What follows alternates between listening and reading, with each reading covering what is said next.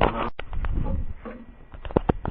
لله نحمده ونستعينه ونستغفره ونعوذ بالله من شرور أنفسنا وسيئات أعمالنا من يهده الله فلا مضل له ومن يضلل فلا هادي له وأشهد أن لا إله إلا الله وحده لا شريك له وأشهد أن محمدا عبده ورسوله يا أيها الذين آمنوا اتقوا الله حق تقاته ولا تموتن إلا وأنتم مسلمون يا أيها الناس اتقوا ربكم الذي خلقكم من نفس واحدة وخلق منها زوجها وبث منهما رجالا كثيرا ونساء واتقوا الله الذي تساءلون به والأرحام إن الله كان عليكم رقيبا يا أيها الذين آمنوا اتقوا الله وقولوا قولا سديدا يصلح لكم أعمالكم ويغفر لكم ذنوبكم ومن يطع الله ورسوله فقد فاز فوزا عظيما أما بعد فإن خير الكلام كلام الله وخير الهدي هدي محمد صلى الله عليه وسلم وشر الأمور محدثاتها وكل محدثة بدعة وكل بدعة ضلالة وكل ضلالة في النار وبعد. Donc toujours dans l'explication du livre Al-Wajiz, dans le chapitre des rites funéraires. Donc la semaine dernière on avait vu le chapitre de ceux qui méritent le plus de laver le défunt. Qu'est-ce qu'on avait dit à ce sujet? Qui mérite le plus de laver un mort? La première chose c'est ceux qui connaissent le mieux la sunna du prophète sallallahu alayhi wa sallam en matière du ghusl, et sont prioritaires ceux qui connaissent le mieux cette sunna et qui sont en plus des proches du défunt. Donc ceux qui ont le plus le droit de laver le mort sont ceux qui sont prioritaires pour laver un mort, sont ceux qui connaissent le mieux la sunna du prophète sallallahu alayhi wa sallam, et d'autant plus ceux qui font partie de sa famille. Et il y a une autre catégorie de personnes qui sont prioritaires, eux, surtout ceux-là, sont ceux qui ont été nommés dans le testament qu'a laissé le défunt. Si le défunt a nommé dans son testament, elle dit je veux qu'un tel me lave si je meurs, eh bien cette personne-là est prioritaire, car de mettre en pratique la recommandation du défunt passe avant tout. Quelle est la preuve que les proches du défunt sont les prioritaires pour le laver? On avait cité le hadith de la description du lavage du prophète sallallahu alayhi wa sallam. Parmi ceux qui l'ont lavé, il y avait Ali ibn Abi Talib qui est à la fois le gendre et le cousin du prophète sallallahu alayhi wa sallam. Et on avait dit que les hommes devaient laver les hommes et les femmes devaient laver les femmes, et il y a des exceptions en cela. Combien d'exceptions y a-t-il? Non? Le couple. Donc le mari a le droit de laver sa femme et vice versa, la femme a le droit de laver son mari. Et une autre exception, les enfants de bas âge. Les enfants de bas âge, il est autorisé à des femmes de laver un garçon de bas âge, comme il est autorisé à des hommes de laver une fille de bas âge. D'accord? Certains savants disent en dessous de 7 ans, comme Cheikh Ibn Uthaymin définissent l'âge de 7 ans. Si l'enfant a moins de 7 ans, alors il est autorisé au sexe opposé de le laver. Mais s'il est au-dessus de 7 ans, dans ce cas, les hommes doivent laver les hommes et les femmes doivent laver les femmes. Et on avait cité la preuve concernant les époux. On avait cité un hadith, le hadith de Aïcha radhiyallahu anha. Qu'est-ce qu'il dit dans ce hadith? Qu'est-ce que le prophète sallallahu alayhi wa sallam lui a dit? Non, quand il est rentré d'une janaza, elle s'est plaint d'un mal de tête. Le prophète sallallahu alayhi wa sallam lui aussi a dit c'est plutôt à moi de me plaindre du mal de tête. On avait expliqué pourquoi est-ce que le prophète sallallahu alayhi wa sallam avait dit cela. Ensuite, tu lui as dit, il n'y a pas de mal, si tu mourrais avant moi, que je te lave, que je te mette dans ton linceul, que je t'enterre, plutôt que je prie sur toi, puis que je t'enterre. D'accord? Et Aïcha a dit, lorsque le prophète a été lavé par ses compagnons, s'il y avait possibilité de retour en arrière, n'aurait lavé le prophète que ses femmes. طيب. Ensuite, on avait dit qu'il y avait une catégorie de personnes qui n'étaient pas légiférées de laver.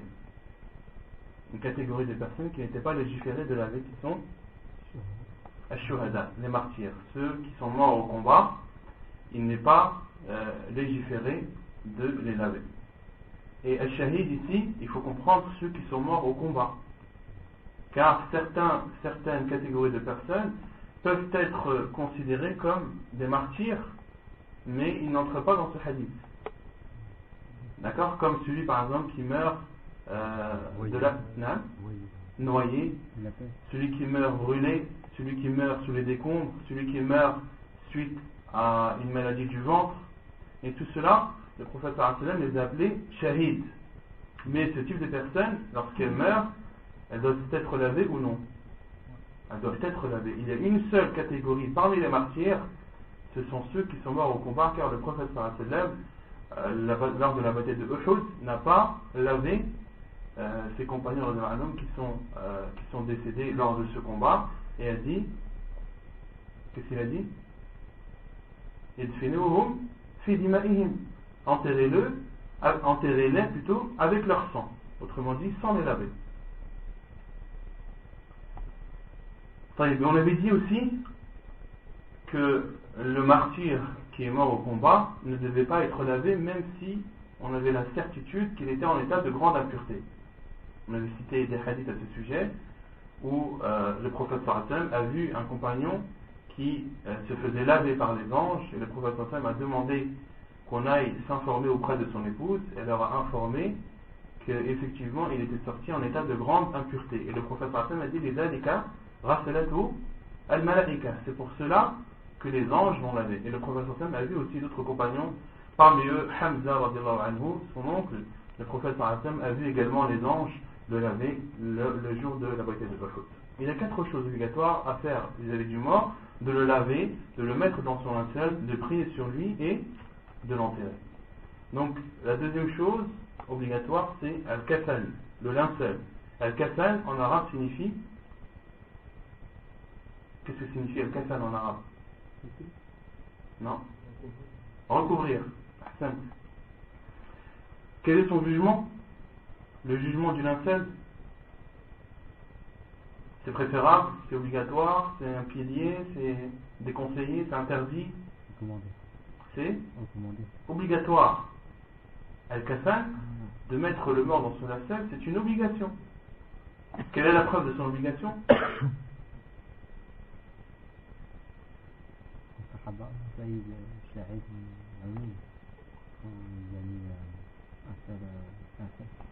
Ahsan, le hadith de Mus'ab ibn Umayr qui est mort durant la bataille de Uhud, où le prophète sallam a ordonné de lui mettre son linceul avec son manteau, de prendre son manteau comme linceul. Il y a aussi le hadith de l'homme qui est tombé de sa chamelle, le compagnon qui est tombé de sa chamelle. Le prophète sallam a dit: وَكَفِّنُوهُ فِي ثَوْبَيْهِ, et utiliser comme linceul ces 2 vêtements, autrement dit al-izar et al-rida. On a dit plein de choses sur al-kafan, sur le linceul. Qu'est-ce qui est obligatoire en matière de linceul? Qu'est-ce que le linceul doit recouvrir? Il doit recouvrir la awra ou tout le corps? La awra, c'est obligé. Non? Non. Donc ce qui est obligatoire en matière de linceul, c'est de couvrir la totalité du corps du mort, de couvrir tout son corps. Si le linceul est trop court, alors de couvrir la partie haute du mort, la tête comprise bien sûr, et le reste de couvrir avec des feuilles ou des herbes hautes, al-idkhir en arabe. D'accord? Concernant le linceul aussi, il doit être, combien d'étoffes doit-il comporter? 3 obligatoirement, ou c'est préférable? C'est préférable. Le minimum est de 2, 1. Vous étiez là la semaine dernière ou pas? Un seul. Le minimum, c'est au moins un seul vêtement. Le minimum en matière de linceul, c'est un seul vêtement. Et le mieux, c'est 3. Le mieux, c'est 3, car il y a un hadith du prophète sallallahu alayhi wa sallam à ce sujet. Autrement dit que le prophète sallallahu alayhi wa sallam a été, son linceul était composé de 3 étoffes blanches. On le verra, Inch'Allah, on l'a vu Inch'Allah la semaine dernière, des étoffes blanches de coton qui avaient pour provenance une région du Yémen appelée Sahoul. Est-ce qu'il est autorisé de prendre comme linceul un vêtement? De prendre un vêtement, oui, il est autorisé. La preuve, c'est le hadith où le linceul de Mus'ab ibn Umar a été décrit, et les compagnons ont utilisé son manteau, autrement dit un vêtement. Est-ce qu'il doit être obligatoirement blanc? Non, ce n'est pas obligatoire qu'il soit blanc, mais c'est le mieux. C'est le mieux, car le professeur Hassan a dit le meilleur de vos vêtements sont les vêtements de couleur blanche, et le professeur Hassan a dit et utilisez cette couleur comme linceul pour vos morts. Donc la meilleure des couleurs, c'est la couleur blanche.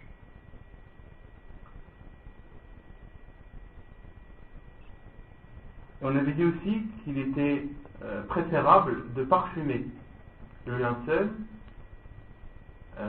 car il y a des hadiths du prophète sallam à ce sujet qu'on a vu la semaine dernière. Mais il y a une exception sur le fait de parfumer le linceul. Il y a une catégorie de personnes vis-à-vis desquelles on ne doit pas parfumer le linceul. Ceux qui sont morts en état d'ihram. Ceux qui sont morts en état d'ihram, ils doivent être lavés.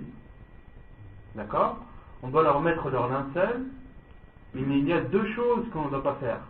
Qui sont de les parfumer et de leur couvrir la tête. Une personne qui meurt en état d'ihram, on la lave ou on la lave pas? On la lave ou on la lave pas? On la lave pas? On la lave. Les seules personnes qu'on ne lave pas, ce sont les martyrs qui sont morts au combat. Tous les autres doivent être lavés. D'accord? Donc, al-muhrim, lorsqu'il meurt, celui qui est en état de sacralisation, il doit être lavé, mais il ne doit pas être parfumé. Et lorsque l'on met sur linceul, sa tête ne doit pas être couverte, car ceux qui sont en état d'ihram, parmi les interdictions de l'état de sacralisation, c'est de se couvrir la tête. L'homme n'a pas le droit de se couvrir la tête. Il y en a directement, il peut utiliser un parasol ou autre, mais de mettre un tissu ou de couvrir sa tête, cela est interdit pour al-muhrim.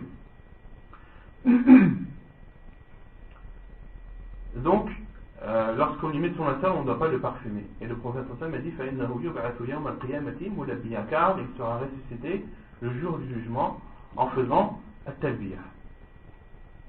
Et on avait dit qu'il était autorisé d'utiliser un linceul pour 2 ou 3 morts. Qu'est-ce qu'on avait dit à ce sujet?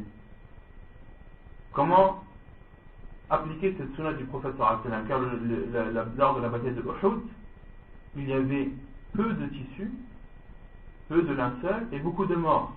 Et qu'est-ce que le prophète sallallahu alayhi wa sallam a fait? Il a utilisé un linceul pour 2 ou 3 morts et enterré 2-3 morts dans une même tombe. D'accord? Comment concrètement appliquer cette sunna du prophète sallallahu alayhi wa sallam? Si jamais ça nous arrivait, comment appliquer cette sunna du prophète sallallahu alayhi wa sallam? Il faut couper le linceul en 2 ou 3 selon le nombre de morts et ne pas mettre les 3 morts dans un seul et même linceul. Et on avait cité la preuve de cela, car le prophète sallallahu alayhi wa sallam, lorsqu'il enterrait les morts le jour de la bataille de Uhud, qu'est-ce que... Non. Il enterrait les morts avec un linceul. Dans le hadith, il est stipulé que le prophète sallallahu alayhi wa sallam utilisait un linceul pour 2-3 morts. 2 ou 3 morts. Et ils enterraient dans une même tombe. Et le hadith a été rapporté comme ça. Mais les savants ont expliqué. Certains savants ont dit de mettre les 3 morts dans un seul et même tissu. Même si c'est des martyrs. Non? Même si ce sont des martyrs. Même si ce sont des martyrs. Pourquoi le martyr, on ne doit pas lui mettre un seul? Je pensais qu'il était... Comme ça, des habits, quoi. C'est ça. Non, s'il n'a pas d'habit. Le martyr, ce qui n'est pas légiféré, c'est uniquement de le laver. Mais de lui mettre son linceul, c'est une obligation. S'il y a des linceuls à disposition, on doit le couvrir. Mais si on n'a pas la possibilité, de le couvrir avec les moyens du bord, avec ses vêtements ou autres.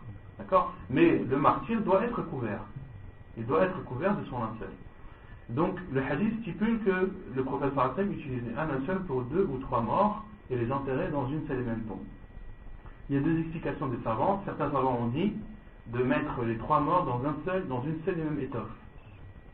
Et d'autres savants ont dit non, il faut diviser l'étoffe, la couper en 2 ou 3 morceaux selon le nombre de morts. Et le deuxième avis est le plus sûr, Inch'Allah, car on avait donné la preuve de cela, comme l'avait cité Cheikh Al-Albani rahimahullah, car le prophète sallallahu alayhi wa sallam précédait dans la tombe ceux qui connaissaient le mieux le Coran. Et le prophète sallallahu alayhi wa sallam demandait qui connaissait le mieux le Coran juste avant l'enterrement. Juste avant l'enterrement. Donc cela prouve que chacun avait son linceul, car s'ils étaient tous dans un seul et même linceul, cela signifierait qu'ils devraient être ressortis de leur linceul pour pouvoir rentrer celui qui connaissait le mieux le Coran en premier. Or le prophète sallallahu alayhi wa sallam n'a pas fait cela. Si il les avait mis dans un seul et même linceul, il aurait demandé qui connaît le mieux le Coran au moment de les mettre dans leur linceul et non au moment de les enterrer. Ensuite, on avait parlé de la prière sur le mort. Qu'est-ce qu'on avait dit quant à son jugement? C'est un fard qui fait, c'est une obligation. Lorsque une partie des musulmans sont actifs, les autres en sont dispensés. On avait cité la preuve de cela, où le prophète sallallahu alayhi wa sallam a dit dans plusieurs circonstances, priez sur votre compagnon. Autrement dit, que le prophète sallallahu alayhi wa sallam, lui, s'abstenait, mais ordonnait à ses compagnons de prier sur le mort. Et si c'était une obligation pour chacun des musulmans, le prophète sallallahu alayhi wa sallam n'aurait pas manqué de prier sur eux. Et on avait dit qu'il y avait 2 personnes sur qui il n'était pas obligatoire de prier. Qui sont? Hein? Celui qui n'a pas, l'enfant qui n'a pas atteint l'âge de la puberté et le martyr. Donc on avait bien expliqué la semaine dernière que de prier sur eux n'était pas obligatoire. Ce n'est pas obligatoire. Mais le fait que ce ne soit pas obligatoire, est-ce que ça veut dire que ce n'est pas légiféré? Non, au contraire, c'est légiféré. Celui qui veut prier sur un enfant de bas âge, il a le droit. Celui qui veut prier sur un martyr mort au combat, il a le droit, car le prophète sallallahu alayhi wa sallam a fait les deux. Il n'a pas prié sur son fils Ibrahim radiallahu anhu. Le prophète sallallahu alayhi wa sallam n'a pas prié sur beaucoup de martyrs morts le jour de la bataille de Uhud. Et dans d'autres hadiths, le prophète sallallahu alayhi wa sallam a prié sur des enfants de bas âge qui étaient morts à Médine. Et dans d'autres hadiths, le prophète sallallahu alayhi wa sallam a prié le jour de Uhud sur des martyrs morts au combat. Parmi eux, son oncle Hamza radiallahu anhu et d'autres compagnons radiallahu anhu. Ensuite, on avait parlé de, quant à la prière, plus le nombre de prières est grand, et plus cela est bénéfique pour le défunt. On avait cité 2 hadiths à ce sujet, où le prophète sallallahu alayhi wa sallam a dit lorsque 100 personnes prient sur un mort, et qu'ils intercèdent en sa faveur, Allah subhanahu wa ta'ala acceptera leur intercession. Et on avait cité un autre hadith, où le prophète sallallahu alayhi wa sallam a dit lorsqu'un musulman meurt, et que prient sur lui 40 hommes, qui n'associent personne à Allah, sans qu'Allah subhanahu wa ta'ala accepte leur intercession en sa faveur. Et on avait dit concernant les rangs qu'il était préférable de faire 3 rangs, même si le nombre de personnes est limité et peu nombreux.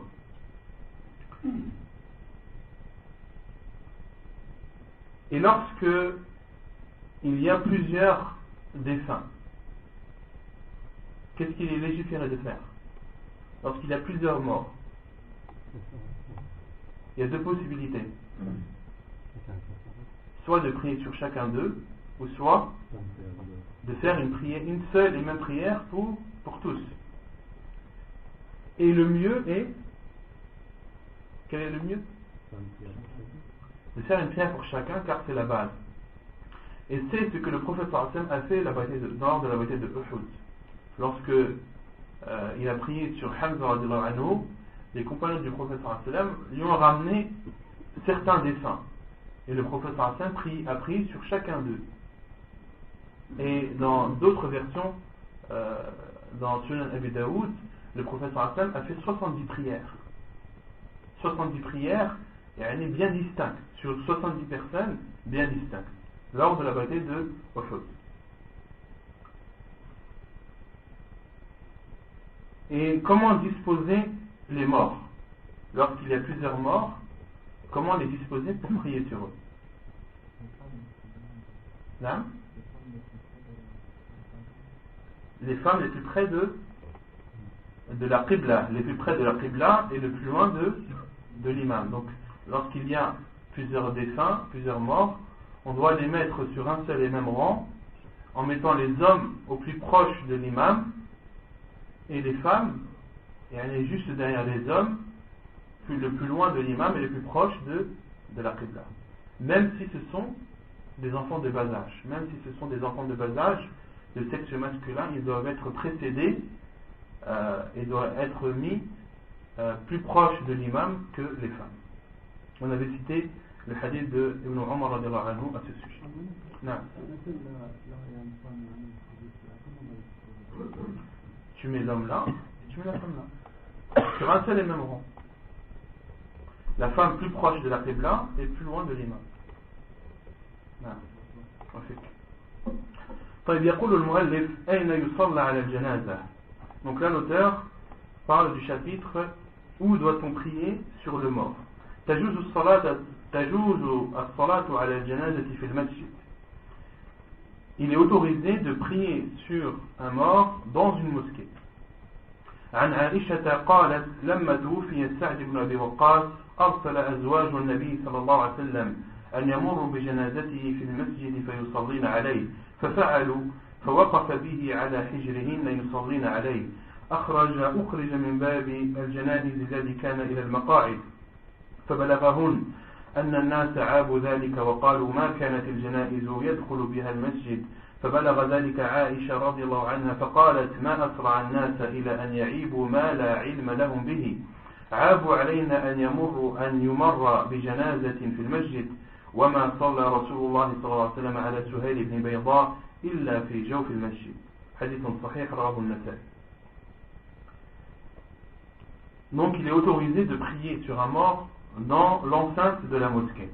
Selon Aisha radiallahu anha, elle dit, lorsque Sa'd ibn Abi Waqqas radiallahu anhu est décédé, les femmes du prophète sallallahu alayhi wa sallam ont envoyé des personnes afin que sa dépouille soit déposée dans la mosquée pour qu'elle puisse prier sur lui. Fafa'alu.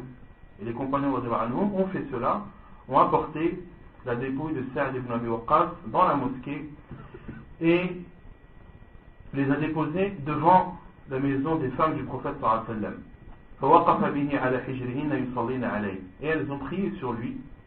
Et puis il a été sorti de la porte appelée Al-Janaiz, la porte funéraire.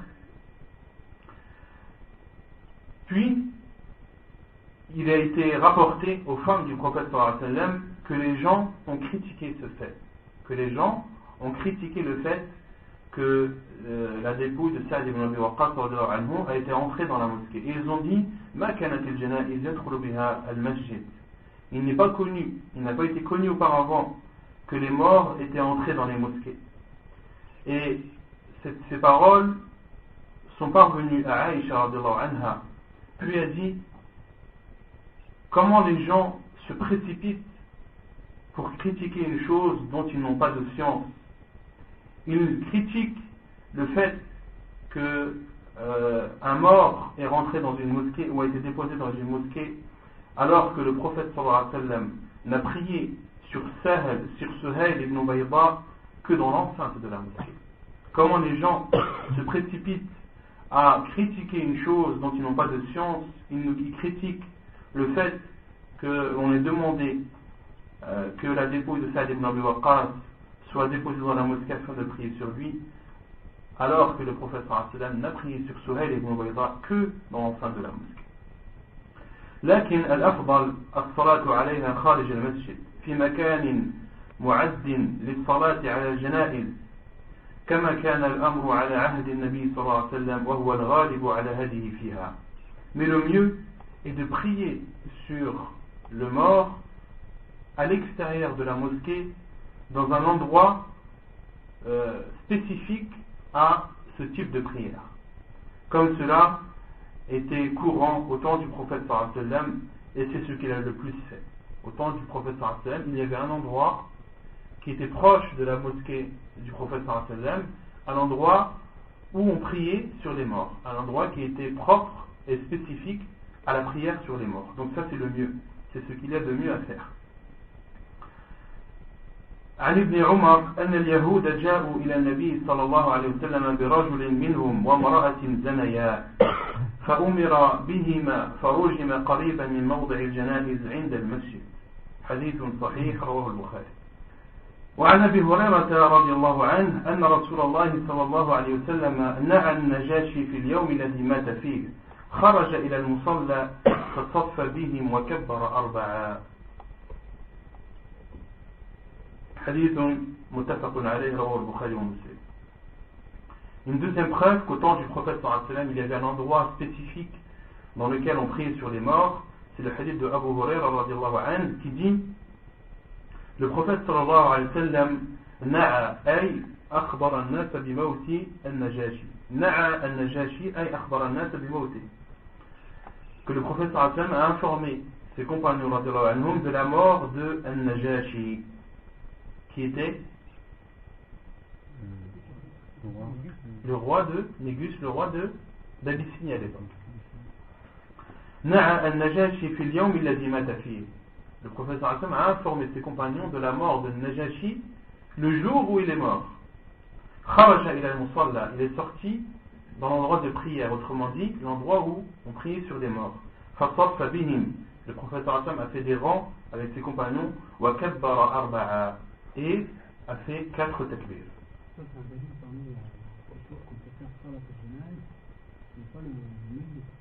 Non, on va le dire, Inch'Allah. Donc dans ce hadith, le prophète sallallahu alayhi wa sallam a informé de la mort de Najashi le jour où il est mort. Et les savants disent qu'il y a dans cela un miracle du prophète sallallahu alayhi wa sallam. Car Najashi était où? En Abyssinie. Et le prophète sallallahu alayhi wa sallam était où? À Médine. Et le prophète sallallahu alayhi wa sallam a été informé de la mort de Najashi le jour même. Or à l'époque, les moyens les plus rapides pour transférer ou pour diffuser une information ne pouvaient en aucun cas permettre de faire l'Abyssinie vers Médine en un seul jour. C'était impossible.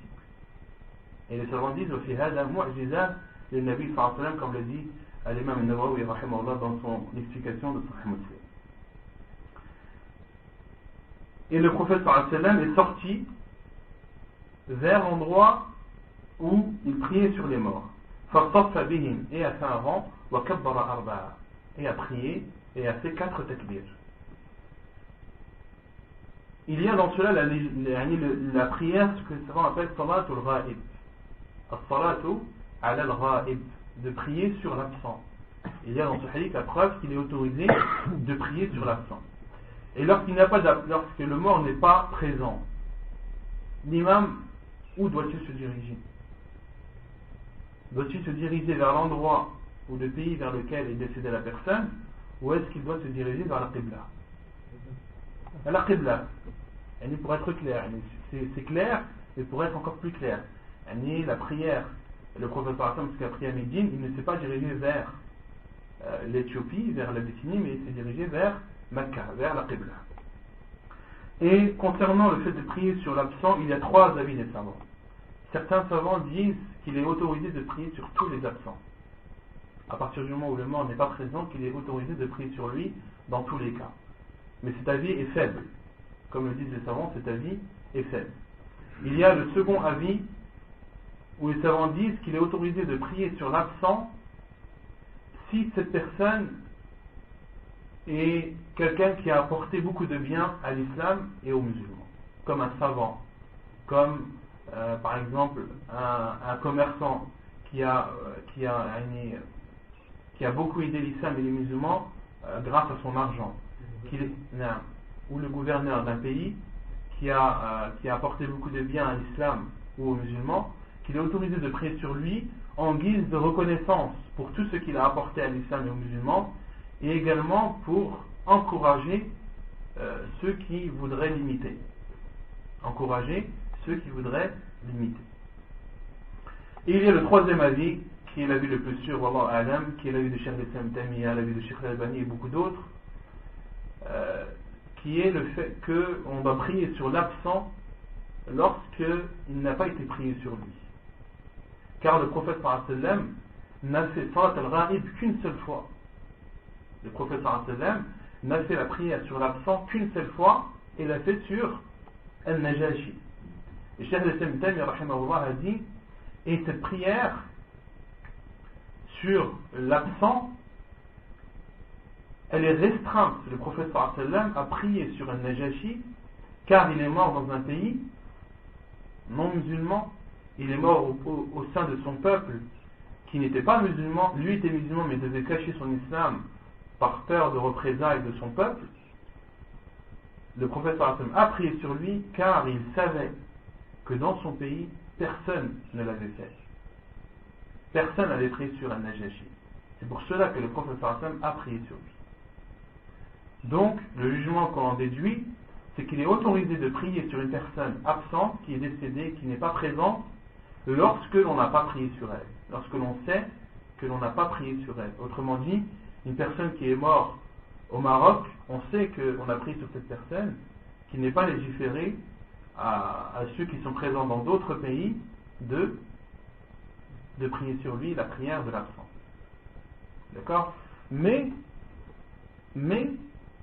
si toi, tu as un proche de ta famille qui est décédé dans un autre pays, tu n'as pas eu l'occasion de prier sur lui, il t'est autorisé, lorsque tu te rends au pays, d'aller au pied de sa tombe et de prier sur elle. Comme l'a fait le prophète sallallahu alayhi wa sallam. Lorsque la femme qui nettoyait la mosquée à son époque, sallallahu alayhi wa sallam, qui est décédée de nuit, les compagnons radhiyallahu anhum l'ont lavé, l'ont mis dans son linceul, l'ont enterré de nuit et n'ont pas voulu réveiller le prophète sallallahu alayhi wa sallam. Et lorsque le prophète sallallahu alayhi wa sallam ne l'a plus vue, a demandé de ses nouvelles, ils lui ont dit elle est morte ou envoyée d'Allah, et nous n'avons pas voulu te réveiller car nous l'avons enterrée de nuit. Le prophète sallallahu alayhi wa sallam s'est énervé et a ordonné à ses compagnons radhiyallahu anhum de montrer la tombe de lui montrer la tombe de cette femme. Le prophète sallallahu alayhi wa sallam est parti au pied de sa tombe et a prié sur elle. Les savants ont déduit que celui qui n'a pas eu la possibilité de prier sur un mort a le droit de le faire au pied de sa tombe. Tu dis, sont les compagnons qui ont lavé la femme ? Les compagnons, ça rentre dedans les hommes et les femmes. Quand je dis les compagnons, bien sûr, ce sont les femmes parmi les compagnons qui ont lavé la femme et qui ont mis le linceul. C'est la remarque. Taïb. C'est clair ou pas? ولا تجوز الصلاة بين القبور لحديث أنس أن النبي صلى الله عليه وسلم نهى أن يصلى على الجنائز بين القبور. Il n'est pas autorisé de prier sur un mort entre les tombes. La preuve est le hadith de Anas radhiyallahu anhu qui dit que le prophète sallallahu alayhi wa sallam a interdit de prier sur un mort entre les tombes. Hadith authentique rapporté par hadith jugé bon Afwan, rapporté par At-Tayalisi et jugé bon par Cheikh Al-Albani rahimahullah. Donc il n'est pas légiféré de prier sur un mort entre les tombes. Sauf en cas de force majeure, bien sûr, lorsque, par exemple, la personne n'a pas prié sur un mort, comme on l'a vu, qu'il est autorisé d'aller au pied de sa tombe et de prier sur elle. Mais d'enterrer le mort ou de poser le mort au milieu du cimetière et de prier entre les tombes, cela est interdit en islam. Justement, au niveau de prier en fait en direction c'est-à-dire en direction du cimetière. Qu'est-ce qui est autorisé? Prier en direction. Yani, le cimetière, il est devant le. Celui qui veut prier au pied d'une tombe, il doit mettre la tombe entre lui et la qibla. Il doit mettre une tombe entre lui, il doit mettre la tombe entre lui et la qibla. De ne pas prier en direction d'une tombe, mais il faut que la tombe soit entre la personne et la qibla. C'est clair? La tusallu ila al-qubur wa la tajlisu alayha. Ne priez pas vers une tombe et ne vous asseyez pas dessus. Non. Ça veut dire que tu ne dois pas prier en direction de la tombe, yani de prendre la direction de la tombe comme une direction de prière, mais de prier vers la qibla et de mettre la tombe entre toi et la qibla. Ça c'est dans le cimetière lorsque tu n'as pas pu prier sur le mort.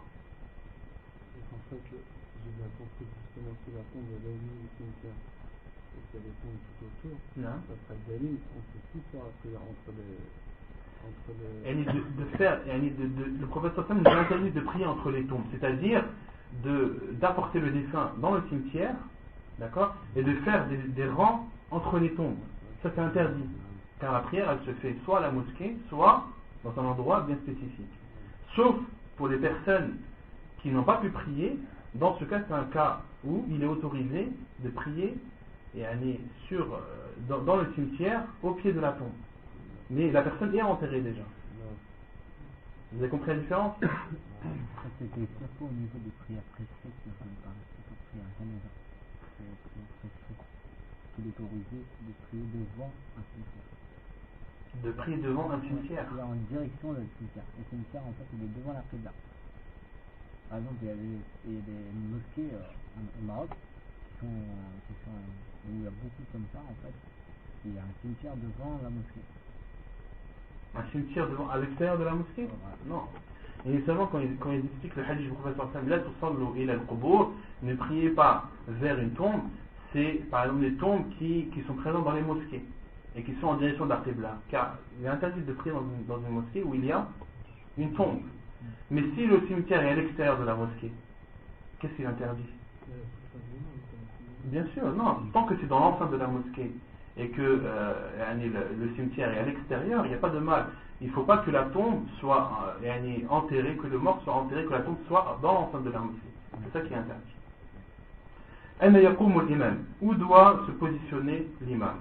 عن أبي غالب الخياط قال شهدت أنس ابن مالك صلى على جنازة رجل فقام عند رأسه فلما رفع أتي بجنازة امرأة من قريش أو من الأنصار فقيل له يا أبا حمزة هذه جنازة فلانة ابنة فلان فصل عليها فصلى عليها فقام وسطها وفينا العلاء بن زياد العدوي فلما رأى اختلاف قيامه على الرجل والمرأة قال يا أبا حمزة هكذا كان رسول الله صلى الله عليه وسلم يقوم حيث قمت ومن المرأة حيث قمت قال نعم قال فالتفت إلينا العلاء فقال احفظه حديث صحيح رواه أبو داود والترمذي وابن ماجه.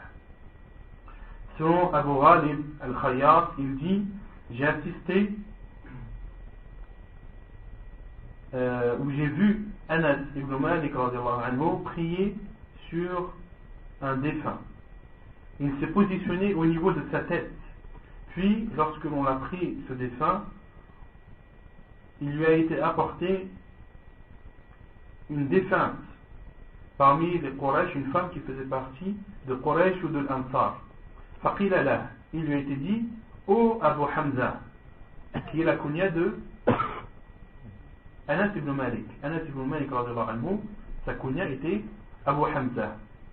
Et il lui a été dit, ô Abu Hamza, ceci est la dépouille de un tel, fille d'un tel. Pris sur elle.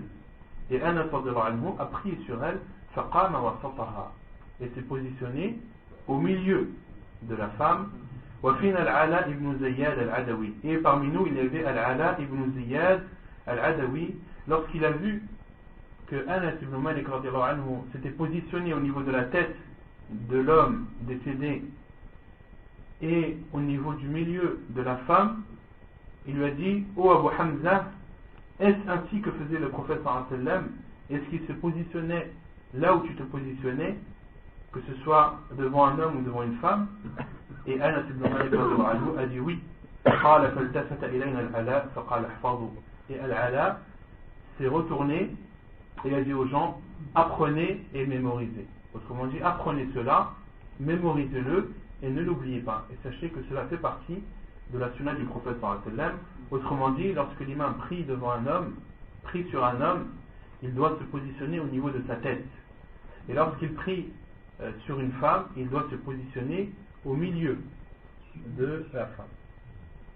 Certains savants ont expliqué, on dit, il doit se positionner au milieu de la femme, car c'est l'endroit où il y a sa poitrine et autres, afin de couper la vue des gens sur cette partie de la femme. Si l'imam se positionne devant, les gens qui seront derrière lui ne pourront pas voir cette partie de la femme. Allahu a'lam. C'est une des sagesses ou une des explications qui a été donnée par les savants, rahimahullah. Sifatu as-salah, la description de la prière. ويكبر عليها 4 أو 5 إلى 9 تكبيرات فيفعل هذا تارة وهذا تارة. Donc, qu'il est légiféré durant la prière mortuaire sur le mort de faire 4 takbir ou bien 5 jusqu'à 9 takbir et de faire cela de temps en temps et cela de temps en temps. أما الأربع فلحديث أبي هريرة رضي الله عنه أن رسول الله صلى الله عليه وسلم نعى النجاشي في اليوم الذي مات فيه خرج إلى المصلى فصف بهم وكبر 4. حديث متفق عليه. Donc le Torah dit qu'il est légiféré durant la prière sur le mort de faire 4 takbir, d'en faire 5, d'en faire 6, 7 ou 9. Il y en a jusqu'à 9. Yes, 6, 9. Et de faire cela de temps en temps. De faire de temps en temps 4, de temps en temps 5, et de changer de temps en temps. Amma al-arba', quant aux 4, la preuve c'est le hadith de Abu Hurairah qu'on a vu précédemment, lorsque le prophète sallallahu alayhi wa sallam a informé de la mort de Al-Najashi, du Négus. Le jour où il est mort, le prophète sallallahu alayhi wa sallam est sorti à l'endroit où il priait, a fait des rangs et a fait combien de takbir? 4 takbir. Donc ça, c'est la preuve des 4. وأما الخمس فلحديث عبد الرحمن بن أبي ليلى قال كان زيد بن أرقم يكبر على جنائزنا 4 وإنه كبر على جنازة 5 فسألته فقال كان رسول الله صلى الله عليه وسلم يكبرها. حديث صحيح رواه ابن ماجه ومسلم وابو داود.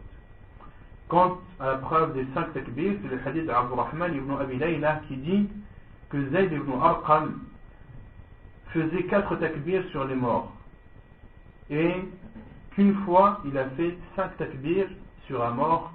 Et Abdurrahman ibn Abi Layla a dit, et je lui ai demandé, il m'a répondu, le prophète sallallahu alayhi wa sallam a fait ainsi, c'est-à-dire les 5. Hadith authentique rapporté par Muslim, Abu Daoud, At-Tirmidhi et Ibn Majah. وأما الست والسبع ففيها بعض الآثار الموقوفة ولكنها في حكم المرفوعة لأن بعض كبار الصحابة أتى بها على مشهد من الصحابة دون أن يتعرض عليه أحد. Et quant aux 6 et aux 7 takbir, il y a certains athars des compagnons anhum, mais qui ont le jugement du marfou'. Donc l'athar al-mawqouf, c'est qu'est-ce qu'un hadith mawqouf? Ça s'arrête au sahabi. Un hadith mawqouf, c'est autrement dit la parole d'un compagnon. Et un hadith al-marfou', c'est la parole qui arrive jusqu'au prophète sallallahu alayhi wa sallam. Donc le hadith al-mawqouf, c'est la parole du compagnon. Et le hadith al-marfou', c'est un hadith du prophète sallallahu alayhi wa sallam. Mais certains hadiths mawqouf ont le jugement du hadith marfou', même si le prophète sallallahu alayhi wa sallam ne l'a pas dit. Et certaines paroles des compagnons peuvent avoir le jugement de la parole du prophète sallallahu alayhi wa sallam, même si le prophète sallallahu alayhi wa sallam ne l'a pas dit. Comme par exemple un compagnon qui informe d'une chose faisant partie de l'invisible. Est-ce que cette chose, il peut la sortir de lui-même? Non. S'il a dit cette parole, c'est qu'obligatoirement il l'a entendu du prophète sallallahu alayhi wa sallam. De même, lorsqu'un compagnon fait une chose en présence d'un grand nombre d'autres compagnons et qu'aucun de ces compagnons ne les contredit dans ce fait, cela prouve que le prophète sallallahu alayhi wa sallam l'a fait. Car ce grand nombre de compagnons présents, si le prophète sallallahu alayhi wa sallam ne l'avait pas fait, ou si cela ne fait pas partie de la sunna du prophète sallallahu alayhi wa sallam, il y aurait au moins un des compagnons qui aurait fait la remarque et se serait manifesté et aurait dit cela ne fait pas partie de la sunna du prophète sallallahu alayhi wa sallam, je ne suis pas d'accord, etc. Mais à partir du moment où un compagnon fait un fait, un acte devant un grand nombre de compagnons et qu'aucun de ces compagnons ne lui fait la remarque ou un reproche, les savants disent que ce fait, il a le jugement du hadith marfou', que ce fait a le jugement du hadith marfou'. Et c'est justement ce que dit l'auteur. Quant aux 6 et aux 7 takbir, il y a certains hadiths ou paroles des compagnons radhiyallahu anhum, mais qui ont le jugement du marfou', car certains compagnons, même certains parmi des grands compagnons, ont fait cela, c'est-à-dire ont fait les 6 et les 7 takbir en présence d'autres compagnons sans qu'aucun d'entre eux n'ait fait le reproche. عن عبد الله بن معقل أن علي بن أبي طالب رضي الله عنه صلى على سهل بن حنيف فكبر عليه 6 ثم التفت إلينا فقال إنه بدري. Selon Abdullah ibn Mu'aqal, il dit que Ali radhiyallahu anhu a pris sur Sahl ibn Hanif et a fait sur lui 6 takbir. ثم التفت إلينا فقال إنه بدري. Puis il se retournait vers nous et nous a dit il est Badri. Autrement dit, il a fait la bataille de Badr. وعن موسى ابن عبد الله ابن يزيد أن عليا صلى على أبي قتادة فكبر عليه 7 وكان بدريا. Et selon Moussa ibn Abdullah ibn Yazid, il dit que Ali radhiyallahu anhu a prié sur Abu Qatada et a fait sur lui 7 takbir, et il faisait partie des gens de Badr, c'est-à-dire Abu Qatada radhiyallahu anhu. وعن عبد خير قال كان علي رضي الله عنه يكبر على أهل بدر 6 وعلى أصحاب النبي صلى الله عليه وسلم 5 وعلى سائر الناس 4. حديث إسناده صحيح رواه الدارقطني. Et selon Abd Khayr, il dit Ali radiallahu anhu faisait sur les gens de Badr 6 takbir, sur les compagnons du prophète sallallahu alayhi wa sallam 5 takbir, et sur le reste des gens 4 takbir. Hadith authentique rapporté par Ad-Daraqutni et authentifié par Sheikh al-Albani rahimahullah. وأما 9 فعن عبد الله بن الزبير أن النبي صلى الله عليه وسلم صلى على حمزة فكبر عليه 9 تكبيرات. Et quant à la preuve des 9 takbir, c'est le hadith d'Abdullah ibn Zubayr où le prophète sallallahu alayhi wa sallam a prié sur son oncle Hamza radhiyallahu anhu et a fait 9 takbir. Hadith authentique que l'on a vu précédemment. C'est clair? J'ai une question là. Non. Donc, vous dites que la takbira, c'est quoi les choses à dire? L'auteur, il le précise, il dit? L'auteur, il ne le précise pas, mais les savants ont parlé sur ce sujet. Et comment prier, comment dire? Alors, les 4 takbira, c'est marrant, pour le reste. Pour les 4 takbir, donc après le premier takbir, il y a la lecture de Fatiha. Après le second takbir, il y a As-Salat ala Nabi sallallahu alayhi wa sallam. Après le troisième takbir, il y a l'invocation sur le mort. Et après le 4e takbir, il y a quelques invocations, puis At-Taslim. Et lorsque tu pries sur l'imam, sur le mort 5, après le 4e de faire l'invocation, après le 5e de faire l'invocation, et puis de faire le takbir. Comme le disent les savants, c'est que entre chaque takbir, tu fais une invocation pour le mort. Tu fais des invocations pour le mort. Si tu fais 6 takbir, et bien entre le 4e et le 5e, tu fais des invocations sur le mort. Entre le 5e et le 6e, tu fais des invocations sur le mort. Après le 6e, tu fais des invocations sur la mort. Puis, tu fais le taslim, ainsi de suite. Car, le but de cette prière, c'est d'invoquer pour le mort. Le prophète a dit فأخلصوا له الدعاء إذا صليتم على الميت فأخلصوا له الدعاء. Le prophète a dit lorsque vous priez sur un mort أخلصوا له الدعاء, c'est-à-dire soyez sincères. Il y a deux explications de أخلصوا له الدعاء. Certains savants disent أخلصوا أي أخلصوا فيه النية, soyez sincères dans les invocations que vous faites en sa faveur. Et dans d'autres explications de savants, أي خصوه بالدعاء, c'est-à-dire spécifier ce mort dans vos invocations. C'est-à-dire que lorsque vous faites des invocations lors d'une prière mortuaire, faites des invocations qui sont propres à cette personne, propres à ce mort. Donc les savants ont déduit que le but de la prière, c'est avant tout de faire des invocations pour le défunt afin que cela lui soit le plus profitable.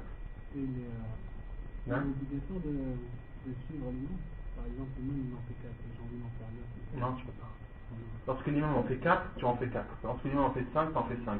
Et tu ne peux pas diverger avec l'imam, car le professeur Hassan a dit فَلَا تَخْتَلِفُوا عَنْهُ, en parlant de l'imam, ne le contredisez pas. فَلَا تَخْتَلِفُوا عَلَيْهِ. ويشرع له أن يرفع يديه في التكبيرة الأولى, et légiférer de lever la main durant le premier takbir. عن عبد الله بن عباس أن رسول الله صلى الله عليه وسلم كان يرفع يديه على الجنازة في أول تكبيرة ثم لا يعود. رجاله الثقات. Selon Abdullah ibn Abbas, le prophète sallallahu alayhi wa sallam ne levait ses mains durant la prière sur un mort que lors du premier takbir, puis ne recommençait pas. Autrement dit, ne recommençait pas à lever les mains. Hadith dont les rapporteurs sont thiqat, sont dignes de confiance, comme le dit Cheikh Al-Albani rahimahullah. Il y a une divergence des savants à ce sujet. Certains savants disent que tu ne dois lever les mains que lors du premier takbir. D'autres savants disent qu'il t'est légiféré de lever les mains avec chaque takbir. Le premier avis est le de Cheikh Al-Albani rahimahullah, qui utilise ce hadith, le hadith d'Abdullah ibn Abbas, que le prophète sallallahu alayhi wa sallam ne levait ses mains que sur le premier takbir, puis ne recommençait pas. Et les autres savants comme Cheikh Ibn Baz, Cheikh Ibn Uthaymin rahimahullah, eux utilisent un hadith que Cheikh Ibn Baz rahimahullah a jugé bon, a jugé et sa chaîne de transmission comme étant bonne, où le prophète sallallahu alayhi wa sallam qui stipule que le prophète sallallahu alayhi wa sallam levait ses mains durant chaque takbir. Et Cheikh Ibn Uthaymin l'a suivi dans cela. Quant à Cheikh Al-Albani rahimahullah, lui considère que ce hadith est faible, donc il ne le met pas en pratique. ثم يضع يده اليمنى على ظهر كفه اليسرى والرسغ والساعد ثم يشد بينهما على صدره. Puis de poser sa main droite sur le dessus de sa main gauche, le poignet et l'avant-bras, puis de les tenir et de les poser sur sa poitrine. Et ce qu'on a vu durant la description de la prière du prophète, qu'il y avait trois façons de poser les mains sur la poitrine, soit de poser la main droite sur le dessus de la main gauche, ou bien de positionner la main droite de telle sorte qu'elle touche à la fois le dessus de la main gauche, le poignet et l'avant-bras, ou bien de poser la main droite sur l'avant-bras gauche. Il y a trois sunnas à ce sujet. Non. Sur le coude, Allah alam. Sur le coude, est-ce que ça fait partie de l'avant-bras? Allah alam. Et les nations du prophète, ce sont ces trois descriptions, soit sur la main gauche, soit à la fois sur la main, le poignet et l'avant-bras, ou bien alors sur l'avant-bras. Sur le coude, Allah alam, ça ne fait pas partie de la sunna du prophète sallallahu alayhi wa sallam. وعن سهل بن سعد قال كان الناس يأمرون أو يؤمرون أن يضع الرجل اليد اليمنى على ذراعه اليسرى في الصلاة. Et selon Sahl ibn Sa'd, il dit, les gens au temps du prophète sallallahu alayhi wa sallam, il leur était ordonné de poser leur main droite sur leur avant-bras gauche durant la prière. ثم يقرأ عقيب التكبيرة الأولى فاتحة الكتاب وسورة. Puis, après avoir fait le premier takbir, et après avoir posé sa main droite sur sa main gauche sur la poitrine, de lire Al-Fatiha puis une sourate. عن طلحة ابن عبد الله بن عوف قال صليت خلف ابن عباس رضي الله عنه على جنازة فقرأ بفاتحة الكتاب وسورة وجهر حتى أسمعنا فلما فرغ أخذت بيده فسألته فقال إنما جهرت لتعلموا أنها سنة وحق حديث صحيح رواه النسائي. Et selon Talha ibn Abdullah ibn Aouf, il dit j'ai prié derrière Abdullah ibn Abbas, qu'Allah l'a agréé, derrière un mort. Il a lu Al-Fatiha, puis une surah. وَجَهَرَ حَتَّى أَسْمَعَنَا. Et Abdullah ibn Abbas a lu à voix haute, de telle sorte que nous avons entendu ces paroles. Et lorsqu'il a terminé, je l'ai pris par sa main et je lui ai demandé. Autrement dit, je lui ai demandé, qu'as-tu fait? Pourquoi as-tu élevé ta voix? Et Abdullah ibn Abbas a répondu, j'ai élevé ma voix afin que vous sachiez que c'est une sunna et que c'est la vérité. Afin que vous sachiez que c'est une sunna et la vérité. Hadith authentique apporté par Al-Nasai. Donc dans ce hadith, il est autorisé, on a déduit qu'il est autorisé de lire une surah après Al-Fatiha. De lire une surah après Al-Fatiha, même durant la prière sur le mort. Et on en déduit aussi de ce hadith qu'il n'est pas légiféré de réciter Du'a al-Istiftah. L'invocation de l'ouverture, il n'est pas légiféré de la réciter pendant la prière du mort. Pourquoi? Car la prière du mort, sur le mort, c'est une prière qui est courte. Tout est raccourci dedans. Les savants disent que tout est raccourci dedans. Et certains savants disent que même que les takbir remplacent les ruku'. C'est une prière où il n'y a pas de ruku', il n'y a pas de sujoud. D'accord? C'est une prière qui est courte, d'où le fait qu'il n'a pas été rapporté dans la sunna du prophète qu'il lisait de al-Istiftah dans son début. Et le hadith d'Abdullah ibn Abbas le confirme, car il a prié et a élevé sa voix durant sa prière, a prié à voix haute afin d'enseigner les gens et de leur apprendre la sunna du prophète en matière de prière mortuaire. ويقرأ سرا لحديث أبي أمامة بن سهل قال السنة في الصلاة على الجنازة أن يقرأ في التكبيرة الأولى بأم القرآن مخافة ثم يكبر ثلاثا والتسليم عند الآخرة حديث إسناده صحيح رواه النسائي. Et cette prière, la prière sur le mort, doit être faite à voix basse. La preuve, c'est le hadith de Umama ibn Sahel radiyallahu anhu, qui dit la sunna dans la prière sur le mort est de lire après le premier takbir Al-Fatiha makhafatatan ou mukhafatatan, c'est-à-dire à voix basse. La sunna du prophète sallam lors de la prière sur le mort, c'est de lire après le premier takbir Al-Fatiha, la mère du livre, à voix basse, thumma yukabbiru thalathan, puis de faire 3 takbirs et de faire le taslim après le dernier de ces takbirs, autrement dit après le 4e. Hadith authentique rapporté par Al-Nasai. Comment rassembler ce hadith avec le fait d'Abdullah ibn Abbas? Abdullah ibn Abbas a prié à voix haute, et dans ce hadith le prophète sallam où Abu Umama informe que la sunna du prophète sallam c'est de lire à voix basse. Comment rassembler ces deux hadiths? C'est aider en fait. Ils ont expliqué que en fait il n'y a pas de divergence certaine sur les sahaba en fait. C'est pour aider. S'il y a une divergence, c'est pour contredire en fait le hadith. Et contredire les sahaba, ils contredisent pas les hadiths en fait. Donc pour une aide à propager l'islam pour enseigner.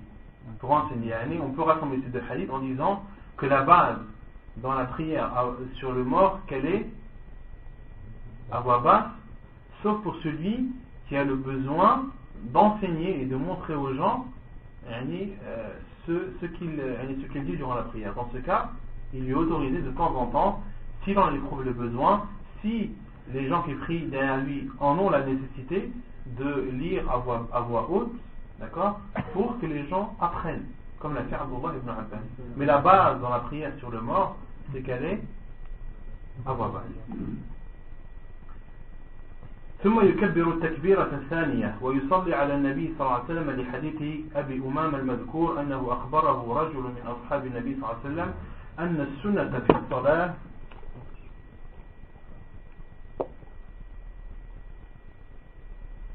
السنة في الصلاة على الجنازة أن يكبر الإمام ثم يقرأ بفاتحة الكتاب بعد التكبيرة الأولى سرا في نفسه ثم يصلي على النبي صلى الله عليه وسلم ويخلص الدعاء للجنازة في التكبيرات الثلاث لا يقرأ في شيء منهن ثم يسلم سرا في نفسه.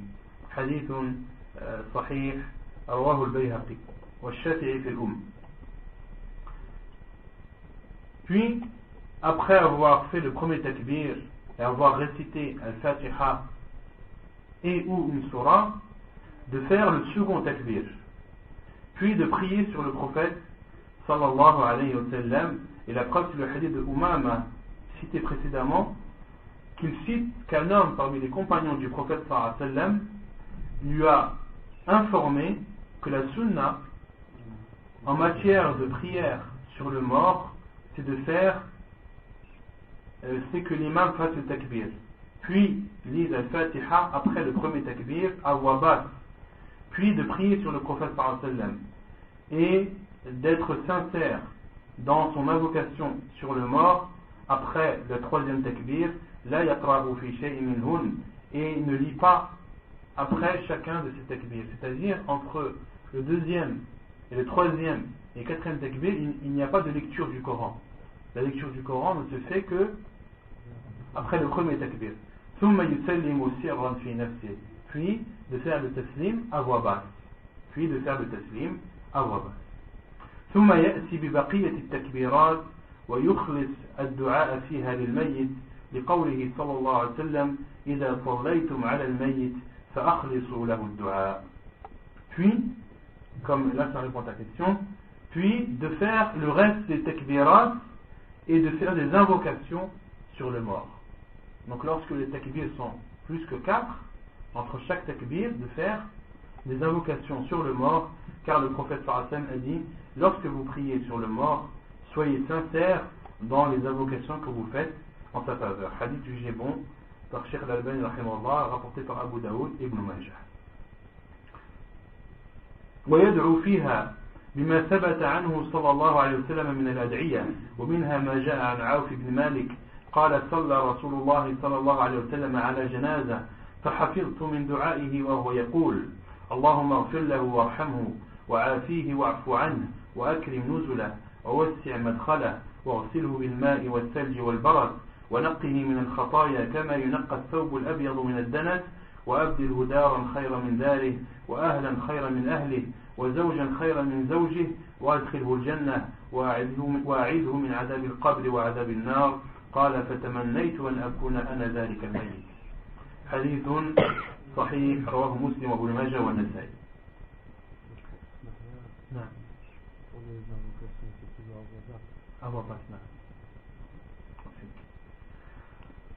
Ensuite, donc après le premier takbir, on a dit qu'il faut lire al-Fatiha avec une surah si la personne le souhaite.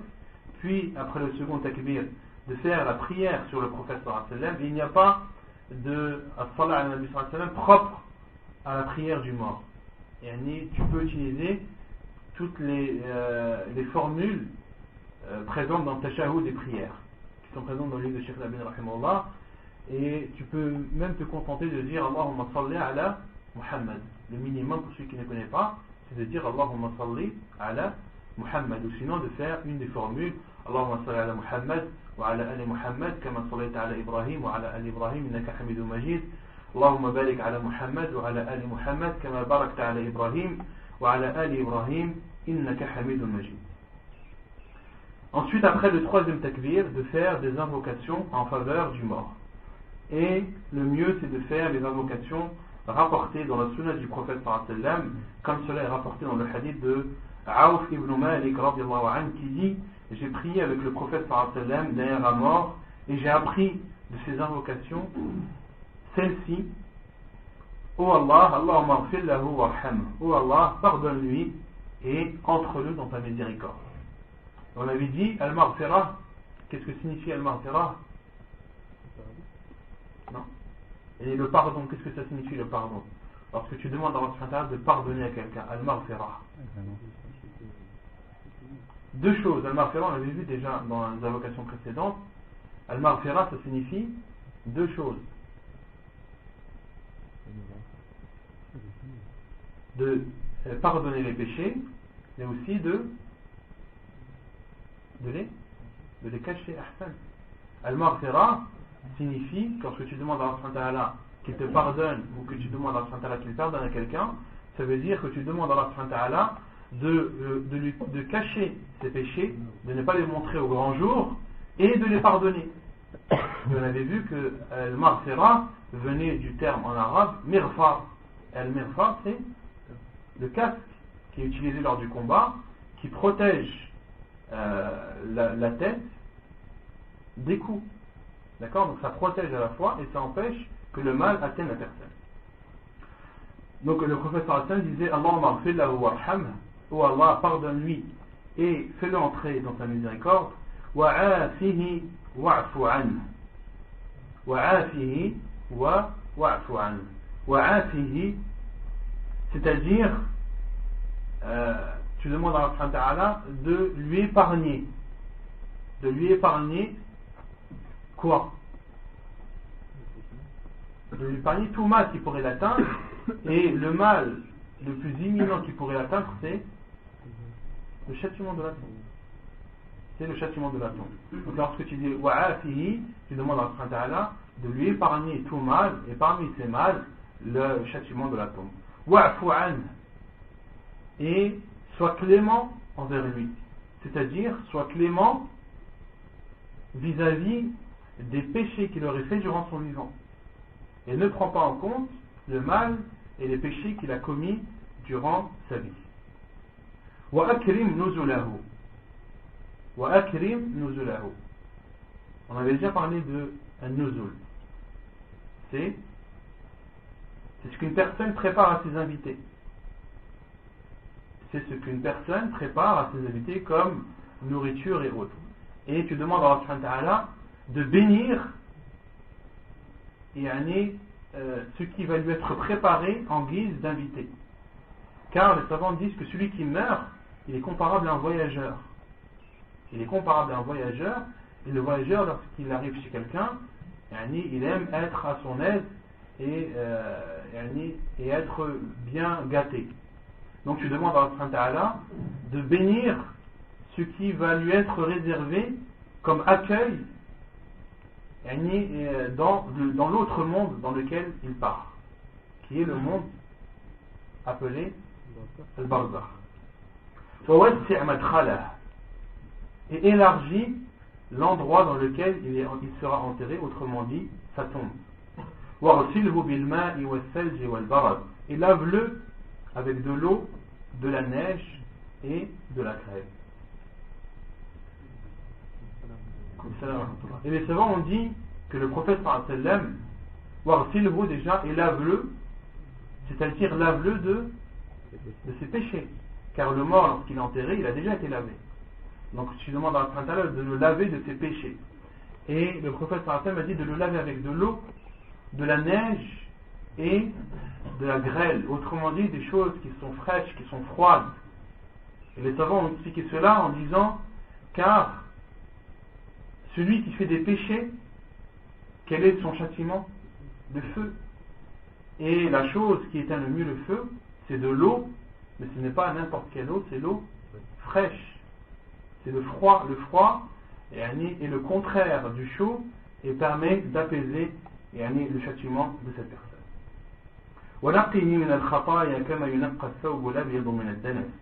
Et nettoie-le de ses erreurs. Et al-khataya, c'est jam'u khati'a. Et l'erreur, c'est de faire une chose interdite ou de délaisser une chose obligatoire. Donc tu demandes à Allah subhanahu wa ta'ala de le nettoyer de ses péchés comme est nettoyé un vêtement blanc de la saleté. Et le prophète sallallahu alayhi wa sallam a utilisé ici le vêtement blanc, car un vêtement qui est blanc, entièrement blanc, cela signifie qu'il est propre.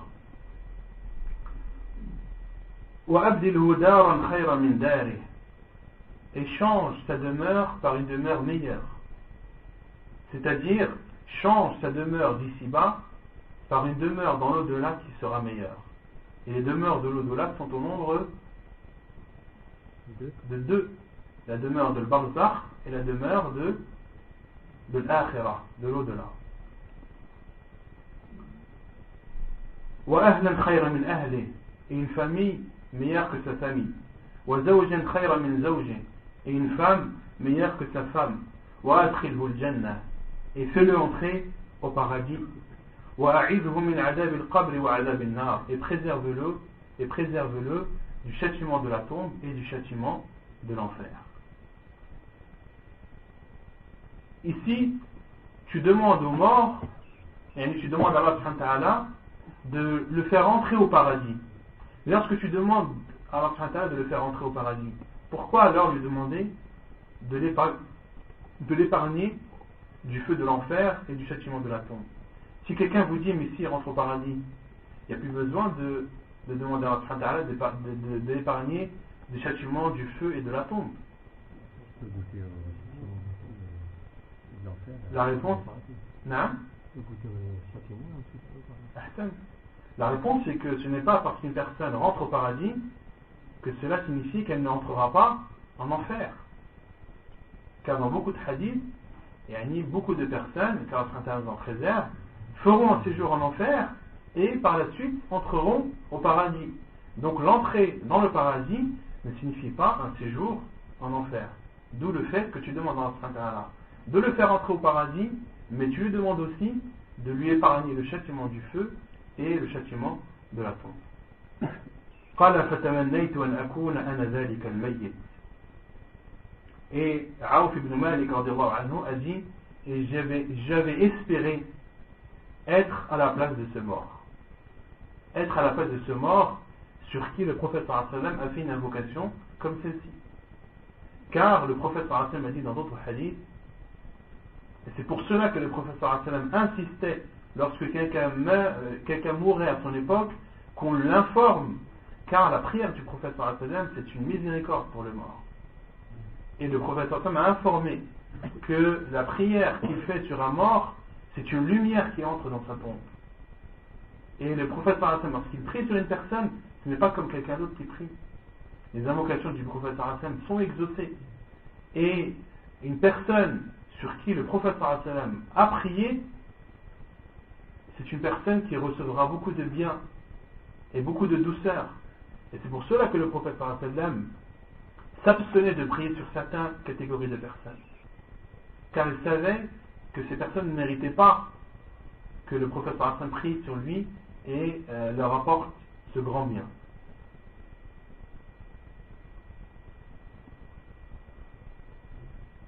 والدعاء بين التكبيرة الأخيرة والتسليم مشروع لحديث أبي يعفور عن عبد الله بن أبي أوفى رضي الله عنه قال شهدته وكبر على جنازة 4 ثم قام ساعة يعني يدعو ثم قال أتروني كنت أكبر 5 قالوا لا قال إن رسول الله صلى الله عليه وسلم كان يكبر 4. Et il est autorisé de faire une invocation entre le dernier takbir et le taslim. La preuve est le hadith de Abi Ya'four selon Abdullah ibn Abi Awfa radiyallahu anhu qui dit j'ai assisté, je l'ai vu plutôt faire at-takbir sur un mort en faisant 4 takbir. ثم قام ساعة. Et après le 4e takbir, il s'est tu yad'u, yani yad'u, c'est-à-dire qu'il invoquait. Puis il a dit Atarawni kuntu ukabbiru 5, vous pensiez que j'allais faire le 5e takbir? Ils ont dit non. Et il a dit le prophète sallallahu alayhi wa sallam kana yukabbiru 4, que le prophète sallallahu alayhi wa sallam faisait 4 takbir. Donc dans ce hadith, le compagnon radhiyallahu anhu a laissé un laps de temps entre le quatrième takbir et le taslim, un temps dans lequel il invoquait en faveur du mort.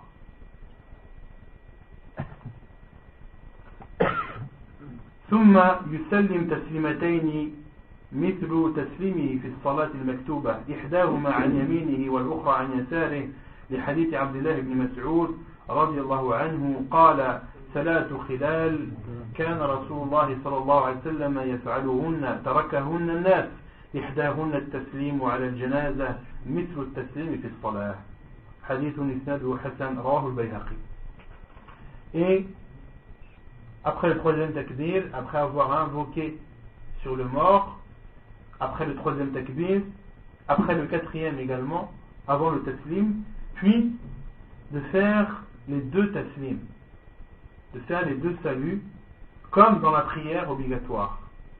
L'une à droite, une salutation à droite, et l'autre à gauche. La preuve est le hadith d'Abdullah ibn Mas'ud radiyallahu anhu qui dit trois choses que faisait le prophète sallallahu alayhi wa sallam mais qu'ont délaissé les gens. Parmi ces choses, le fait de faire le taslim durant la prière mortuaire comme durant la prière obligatoire, comme durant la prière en général. Mislu at-taslim fi as-salah. Et le taslim durant la prière, le prophète sallallahu alayhi wa sallam faisait comment? Une fois à droite, une fois à gauche, et de temps en temps, une fois à droite. ويجوز الاقتصار على التسليمة الأولى فقط لحديث أبي هريرة رضي الله عنه أن رسول الله صلى الله عليه وسلم صلى على جنازة فكبر عليها أربعا وسلم تسليمة واحدة حديث إسناده حسن رواه الحاكم والبيهقي.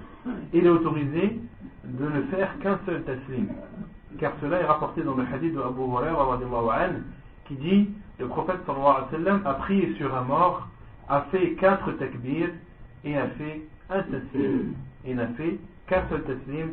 Hadith jugé bon par Cheikh Al-Albani rahimahullah, rapporté par Al-Hakim et Al-Bayhaqi. Donc celui qui prie sur un mort, lorsqu'il fait le taslim, il est autorisé de le faire à droite comme à gauche, ou il est autorisé de ne le faire qu'à droite. ونكتفي بهذا القدر وسبحانك اللهم وبحمدك أشهد أن لا إله إلا أنت أستغفرك وأتوب إليك.